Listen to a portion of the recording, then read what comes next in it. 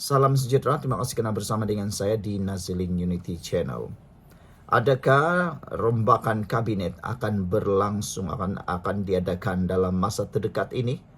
Ada yang bertanya, adakah minggu depan akan berlaku rombakan kabinet?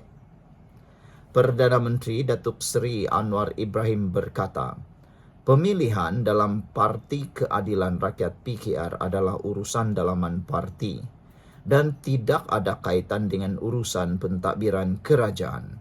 Sekaligus menolak spekulasi mengenai kemungkinan berlaku rombakan kabinet. Anwar Ibrahim sahkan keputusan pemilihan PKR tiada rombakan kabinet. Ini isu pimpinan parti. Ia berjalan dengan baik. Kalau ada masalah atau kekeliruan, ia boleh dibangkitkan dalam pemilihan parti. Pilihan parti berjalan dengan baik.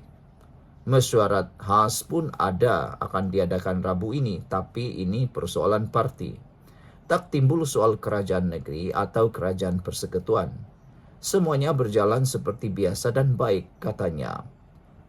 Beliau yang juga Presiden PKR berkata segala pertimbangan mengenai kedudukan dalam kabinet dibuat berdasarkan prestasi setiap anggota pentadbiran dan bukannya berasaskan percaturan politik. Saya lihat dari segi prestasi masing-masing dan bukan dari segi percaturan politik, katanya yang juga Menteri Keuangan kepada pemerintah selepas menghadiri Majlis Sambutan Hari Raya Aidilfitri warga Kementerian Pendidikan Tinggi KPT di Perkarangan Bangunan KPT di Putrajaya. Turut hadir pada majlis itu adalah Menteri KPT Datuk Seri Dr. Zamri Abdul Kadir serta timbalannya Datuk Mustafa Sakmud, Ketua Setiausaha Negara Tan Sri Samsul Azri Abdul Bakar dan Ketua Pengarah Perkhidmatan Awam Tan Sri Wan Ahmad Dahlan Abdul Aziz. Proses pemilihan PKR yang berakhir semalam menyaksikan beberapa anggota pentadbiran seperti Menteri Sumber Asli dan Kelestarian Alam Nik Nazmi Nik Ahmad yang juga Naib Presiden PKR gagal mempertahankan jawatannya sebagai Ketua Cabang Setiawangsa. Beliau yang meraih 563 undi tewas kepada pengarah serta pelakon Datuk Avlin Sauki yang memperoleh 631 undi. Selain itu, Timbalan Menteri Belia dan Sukan Adam Adli Abdul Halim turut gagal dalam cubaan merebut jawatan Timbalan Ketua Cabang Hang Tuah Jaya apabila hanya memperoleh 791 undi berbanding pencabarnya Zamzizul Nordin yang meraih 1,905 undi. Semalam, Timbalan Menteri Peralihan Tenaga dan Transformasi Air Akmal Nasrullah Muhammad Nasir turut gagal mempertahankan jawatannya sebagai Ketua Cabang PKR Johor Bahru selepas tewas kepada Muhammad Taufik Ismail. Ahli Parlimen Johor Bahru yang juga pengarah strategik PKR itu hanya memperoleh 587 undi berbanding 709 undi diraih Muhammad Taufik yang juga Ketua Angkatan Muda Keadilan AMK Johor. Saudara-saudara sekalian, kita sangatlah bersetuju dengan keputusan diumumkan oleh Anwar Ibrahim ini, yaitu tiada rombakan kabinet walaupun pemilihan PKR menunjukkan pelbagai drama yang mengejutkan. Ini untuk memastikan kestabilan politik pentadbiran negara berjalan lancar tanpa ada apa-apa gangguan. Sekian untuk kali ini, jangan lupa tinggalkan komen anda. Salam sejahtera. Janganlah kita jadi pentaksub hadi awam. Membuat kenyataan bahawa Nabi Muhammad mendahulukan kemenangan politik berbanding melaksanakan umrah atau haji adalah dakwaan yang mengelirukan. Ini laporan daripada Harapan Daily pada 21 April 2025. Janganlah kita jadi pentaksub hadi awam. Pengarah Jabatan Pemahaman dan Pemantapan Agama PKR, Amidi Abdul Manan mengingatkan Abdul Hadi bahawa bulan Zulkaedah merupakan bulan haram berperang dalam budaya masyarakat di Jazirah Arab ketika itu. Atas pertimbangan tersebut, Rasulullah memberikan mesej yang jelas kepada para pengintip Quraisy Mekah bahawa tujuan baginda ke Mekah bukan hendak berperang, tetapi menunaikan ibadah umrah ziarah Baitullah.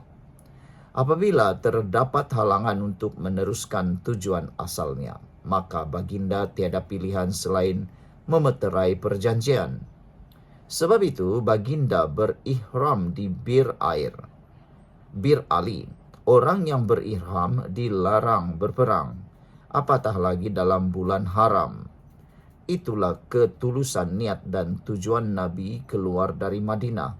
Jelas dan ikhlas tanpa sebarang perkiraan politik. Jika diteruskan niat asal, maka pertempuran akan berlaku. Maka baginda akan dituduh menggunakan agama, berihram untuk berperang, jelasnya.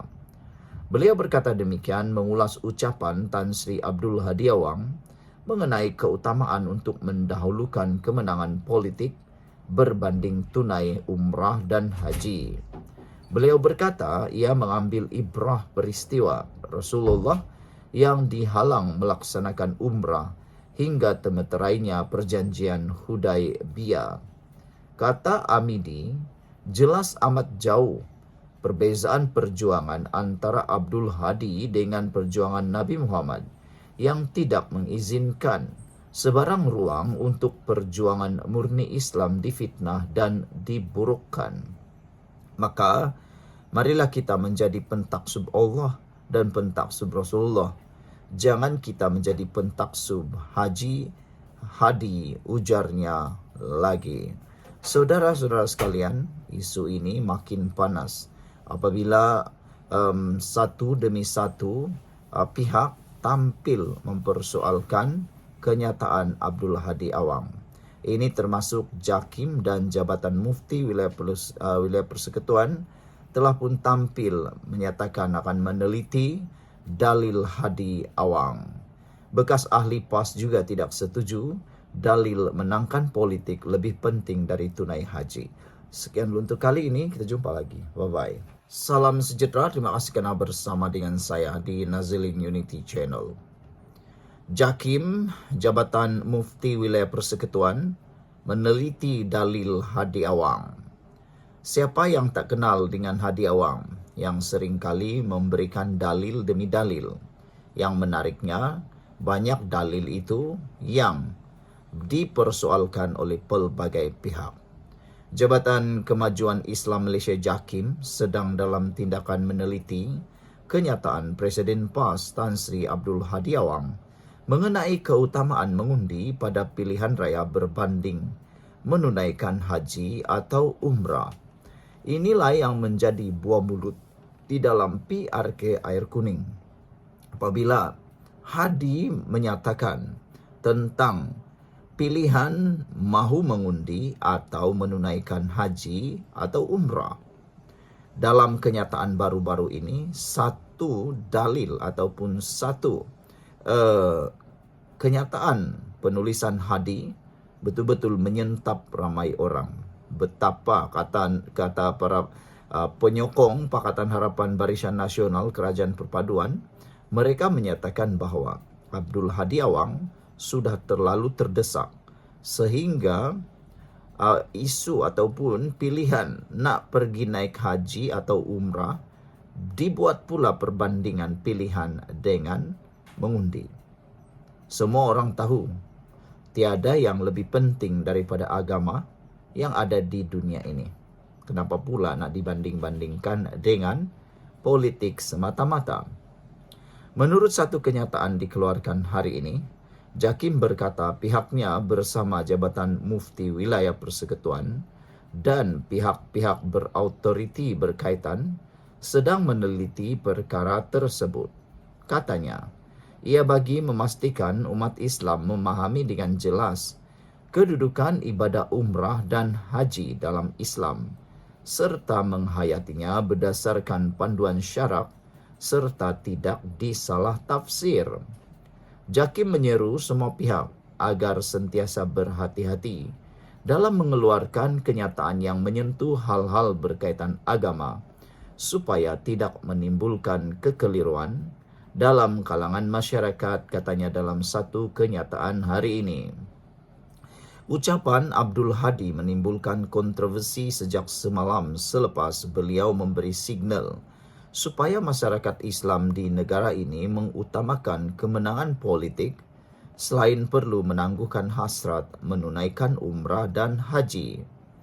Dalil dikeluarkan beliau itu dibantah banyak pihak yang menegaskan bahawa menunaikan haji adalah fardu ain, manakala mengundi pilihan raya adalah fardu kifayah. Maka apabila bertembung antara kewajipan haji yang fardu ain dengan kewajipan mengundi yang fardu kifayah, umat Islam perlu mengutamakan ibadah haji yang wajib. Saudara, salah seorang daripada bekas ahli PAS juga tidak setuju dalil menangkan politik lebih penting daripada menunaikan haji.